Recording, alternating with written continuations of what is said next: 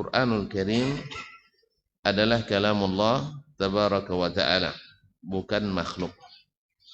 Sebab inilah keyakinan kaum muslimin sebelum lahirnya kaedah-kaedah ilmu. Andainya perkataan Allah dalam makhluk, berarti Nabi mengajarkan kepada kita berbuat syirik. Nabi mengajarkan kepada kita berbuat syirik. Karena hal ini sudah sangat jelas di generasi awal. Sehingga mereka tidak perlu dalil kecuali Al-Quran dan Sunnah. Kapan ada berselisih? Setelah ada dalil, akhirnya berselisih.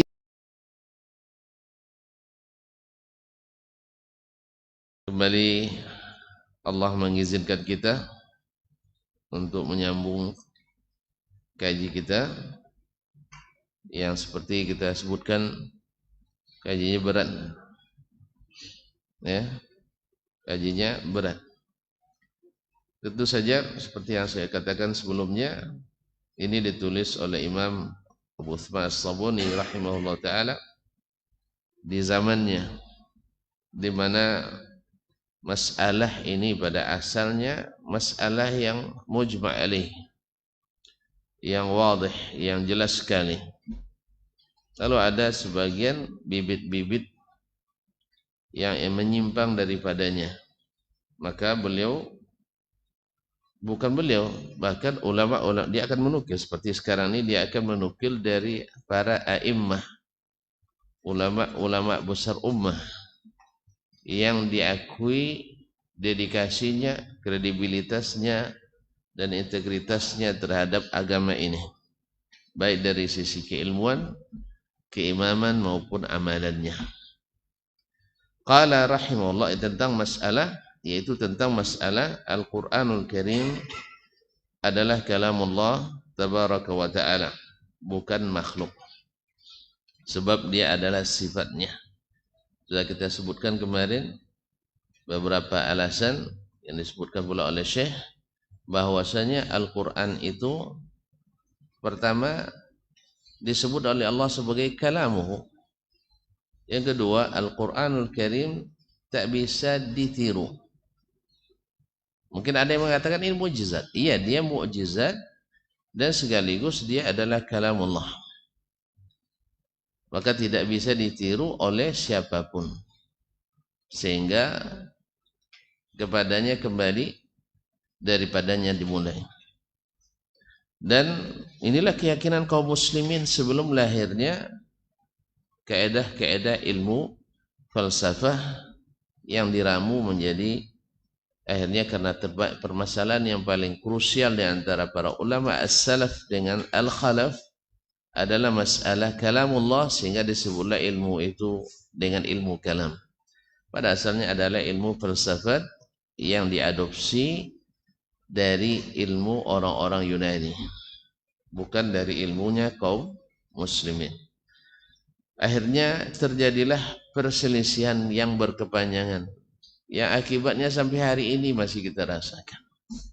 Yang mengatakan Al-Quran kalamullah, yang merupakan sifatnya, dan yang mengatakan Al-Quran adalah makhluk Allah tabaraka wa ta'ala. Dan nampaknya tidak akan berkesudahan ini. Cuma kita harus tahu di mana titik pertemuan dan mana titik perpisahan. Yang tentu saja titik pertemuannya adalah semua mengakui bahwa Al-Quran adalah firman Allah, dan bahwa yang ada Al-Quran mesti diyakini, mesti dipahami, mesti dipelajari, mesti diamalkan, mesti dita'zim dan seterusnya. Ini sama kita semuanya. Bedanya saja itu, bahwa kaum ahlus sunnati wal jamaah minas salafis salih sampai ilal khalafis salih, bahwa Al-Quran itu adalah kalamullah, firman Allah, dengan berbagai alasan. Pertama, memang inilah yang diyakini oleh as-salaf. Kemudian tadi sudah kita katakan tidak bisa ditiru. Kalau hadis-hadis Nabi masih bisa dipalsukan, sehingga ada kumpulan hadis palsu, tidak ada kumpulan ayat-ayat palsu. Tidak bisa ditiru karena dia sifat Allah. Laisa kamitslihi syai'un wa huwas samiul basir. Yang kedua, Nabi alaihissalatu wassalam mengajarkan kepada kita beristi'adzah, berlindung kepada kalimat-kalimat Allah. Kalimat-kalimatnya adalah perkataannya. Andainya perkataan Allah dalam makhluk, berarti Nabi mengajarkan kepada kita berbuat syirik. Nabi mengajarkan kepada kita berbuat syirik. Karena minta berlindungan itu ibadah. Dan tak boleh kecuali hanya kepada Allah. Nah, kalau tuan-tuan bilang a'udzu bidasman minasyaitonir rajim, antum sudah kerjakan kerja syaitan itu. Jadi harus a'udzu billahi, a'udzu bikalimatillahi tammati. Makanya boleh tidak kita isti'adzah dengan bismillah? Boleh. Kita? Karena bismillah adalah kalimat Allah tabaraka wa ta'ala. Tapi boleh beristi'adzah dengan kalimat dasman? Tidak boleh, karena kalimat dasman makhluk, tidak boleh isti'adzah dengan makhluk. Makanya wa inna rijalan minal insi la ya'udzuuna birijalin minal jinni fazadahum rahaqa.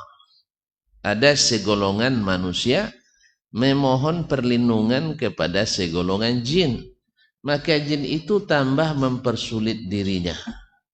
Dikabulkannya satu, cuman harus bayar 1.000. Ya, dikabulkannya satu permintaan kita, misalnya sholat Jumat di Mekah katanya. Cuman anehnya berangkatnya sama, pulangnya sama. Awak berangkat jam 11, pulang jam 1. Dia jam 1 kurang pun dah sampai di rumah, dah selesai makannya. Padahal di sana di Makkah orang masih sarapan pagi gitu. Masih sarapan pagi. Wallahu musta'an. Kaum muslimin dan muslimat dirahmati Allah. Jadi dikabulkannya satu, kita harus korban 1.000. Bahkan mengorbankan yang termahal, yaitu akidah kita. Maka oleh sebab itu kalau ada yang nawar nanti nak sholat Jumat ke Mekah, tidak usah ya, biar di UBM Ka'bah aja. Ya saya? Tidak usah begini. Nah, kecuali di birnya ongkos nih saya daftarkan di mana, misalnya di travel 20 berapa sekarang? Tidak tahu juga ya. Saya tidak tahu harga terus terang. Nah, ya 26 juta misalnya ya, atau VIP lah 38 juta misalnya. Dapat 38 juta VIP? Tidak tahu juga. Yalah, oke. Kaum muslimin dan muslimat, kalau daftarkan gitu tidak apa-apa. Tapi kalau hanya picingkan mata, pakai picing-picing mata, berarti ada masalah. Itu ongkosnya lebih mahal tuh. Bikin kita syirik pada Allah tabaraka taala. Oleh itu kaum muslimin, maka beristi'adzah dengan kalimat Allah diajarkan Nabi. Tidak mungkin Nabi mengajarkan kita berbuat syirik kepada Allah tabaraka wa taala. Nah, andainya Al-Qur'an bukan kalamullah, tak boleh kita istisfa dengannya, minta kesembuhan dengan Al-Qur'anul Karim. Karena dia kalamullah, maka kita boleh berdoa dengan Al-Qur'an. Maksudnya meminta dengan Al-Qur'an, beristi'adzah dengan kalimat Al-Qur'anul Karim. Ma'asyil kiram dirahmati Allah SWT. Hal ini sudah sangat jelas di generasi awal, sehingga mereka tidak perlu dalil kecuali Al-Quran dan Sunnah. Nah, ada yang mengatakan, mana dalilnya mereka mengatakan tidak boleh? Iya, karena tidak ada yang membuat pelanggaran, tentu tidak ada yang mengatakan tidak boleh waktu itu, karena semuanya alal Islam, alal fitrah. Baru ada nanti larangan setelah ada pelanggaran. Karena pada asalnya Al-Quran itu dipahami dengan kalimat aslinya, karena nazala bihrul amin ala qalbika litakuna minal munzirin bilisanin arabiyyin mubin, dengan bahasa Arab yang menjelaskan. Ya, kalau ada yang menanyakan mana tandanya bahwa para sahabat tidak mentakwil, ya ini tandanya bahwa mereka tidak ada berselisih dalam memahaminya. Kapan ada berselisih? Setelah ada takwil. Ini berselisih, ini menakwilkan begini, ini menakwilkan begini. Dulu sahabat tidak sama memahami dari zahir nas, sehingga mereka sama akidahnya. Oleh sebab itulah Imam Al-A'immah ketika melihat pelanggaran itu baru terjadi, maka sangat keras supaya umat menjauhi. Kalau kita masa sekarang kan banyak subuhatnya, jadi tidak bisa ditakmim seperti itu. Jelas ya? Ada subuhatnya, mesti disampaikan hujah dulu, seperti yang dikatakan oleh Syekhul Islam Syekh Muhammad bin Abdul Wahhab rahimahullah ta'ala. Ma'asyar kiram.